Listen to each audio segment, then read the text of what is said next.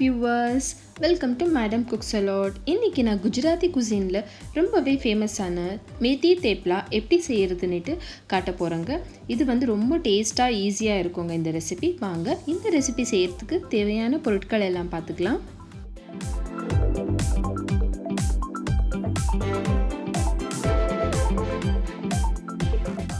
இந்த மாதிரி ஒரு பெரிய பவுல் எடுத்துக்கோங்க. அதில் 1.5 கப் கோதுமை மாவு போட்டுக்கலாம். 1/4 கப் கடலை மாவு, வெந்தயக்கீரையை பொடியாக நறுக்கி எடுத்துருக்கேங்க. இதையும் 1.5 கப் சேர்த்துக்கோங்க. 1/4 கப் பொடியாக நறுக்கி எடுத்துக்கிட்ட கருவேப்பிலை, 1/2 டீஸ்பூன் மிளகாய்த்தூள், 1 டீஸ்பூன் தனியாத்தூள், 1 டீஸ்பூன் சீரகத்தூள், 1/4 டீஸ்பூன் மஞ்சள், 1 டீஸ்பூன் ஓமம், தேவையான அளவு உப்பு, 2 டேபிள் ஸ்பூன் நல்லெண்ணெய் சேர்த்ததுக்கப்புறம் இப்போ இந்த பொருட்களை எல்லாம் ஒன்றா மிக்ஸ் பண்ணி எடுத்துக்க போகிறோம். கொஞ்சமாக பெருங்காயம் சேர்த்துக்கோங்க. 1/4 கப் தயிர் சேர்த்ததுக்கப்புறம் கொஞ்சமாக தண்ணி சேர்த்துக்கோங்க. இப்போ இந்த மாவை சப்பாத்தி மாவு மாதிரியே நல்லா பிசைஞ்சு எடுத்துக்கோங்க. நான் கிட்டத்தட்ட 10லேருந்து 15 நிமிஷம் வரைக்கும் மாவை நல்லா பிசைஞ்சு எடுத்துக்க போகிறேன். இந்த மாவில் கொஞ்சமாக எண்ணெய் தடவுனதுக்கப்புறம் க்ளோஸ் பண்ணி வச்சுடுங்க. ஒரு 30 நிமிஷம் வரைக்கும் மாவு அப்படியே ஊறட்டும்.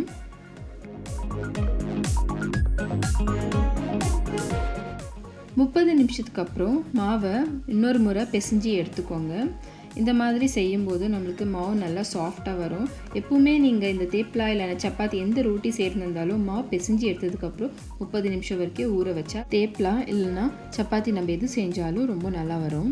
தேப்லா மாவுலேருந்து சின்ன சின்ன உருண்டைகளாக எடுத்து வச்சுக்கலாம்.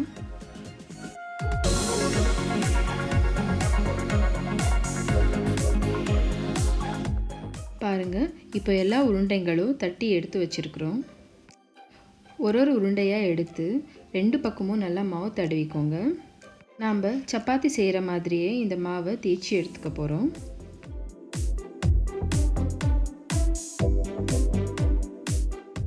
ஒருவேளை உங்களுக்கு மாவு தேய்க்கும் போது சப்பாத்தி கட்டையில் ஒட்டுற மாதிரி இருந்ததுன்னா நீங்கள் கொஞ்சமாக மாவு தடவிக்கோங்க. மாவை நல்லா மெல்லிசாக தேய்ச்சி எடுத்துக்கோங்க. அப்போ தான் நம்மளுக்கு தேப்லா சாப்பிடும்போது நல்லா சாஃப்டாக இருக்கும். பாருங்கள், இந்த மாதிரி நீங்களும் தேய்ச்சி எடுத்துக்கலாம். இப்போ சுட சுட தவாவில் நம்ம ரெடி பண்ண தேப்லாவை போட போகிறோம். 2 பக்கமும் ஓரளவுக்கு சுட்டி எடுத்ததுக்கப்புறம் ஒரு பக்கம் நெய் போட்டுக்கோங்க. இப்போது தேப்லாவை திருப்பி போட்டு இன்னொரு பக்கமும் நெய் போட்டு சுட்டி எடுத்துக்கலாம்.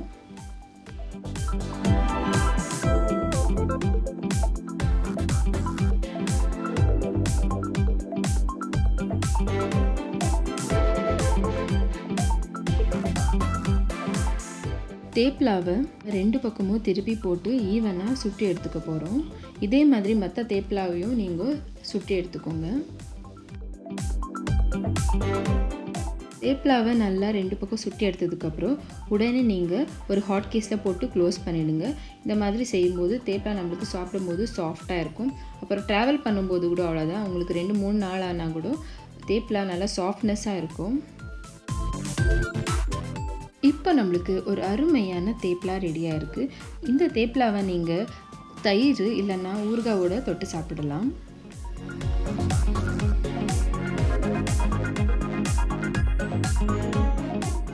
இந்த ஈஸியான மேத்தி தேப்லா உங்கள் எல்லாருக்கும் பிடிச்சிருக்குன்னு நம்புகிறேன். இந்த ரெசிப்பியை நீங்கள் கிட்ஸ் லஞ்ச் பாக்ஸ் இல்லைன்னா எங்கன்னா ட்ராவல் பண்ணணுன்னா 2-3 நாள் வரைக்கும் வச்சு சாப்பிடலாம், நல்லாயிருக்கும். ஓகே வியூவர்ஸ், இந்த ரெசிப்பியை நீங்கள் ட்ரை பண்ணுங்கள். நீங்கள் ட்ரை பண்ணதுக்கப்புறம் உங்களோட தாட்ஸ், கமெண்ட்ஸ் எங்களோட ஷேர் பண்ணுங்கள். அப்புறம் இந்த ரெசிபி உங்களுக்கு பிடிச்சிதுன்னா மறக்காமல் ஃபேமிலி, ஃப்ரெண்ட்ஸோட வாட்ஸ்அப் அப்புறம் ஃபேஸ்புக்கில் ஷேர் பண்ணுங்கள். தேங்க்யூ.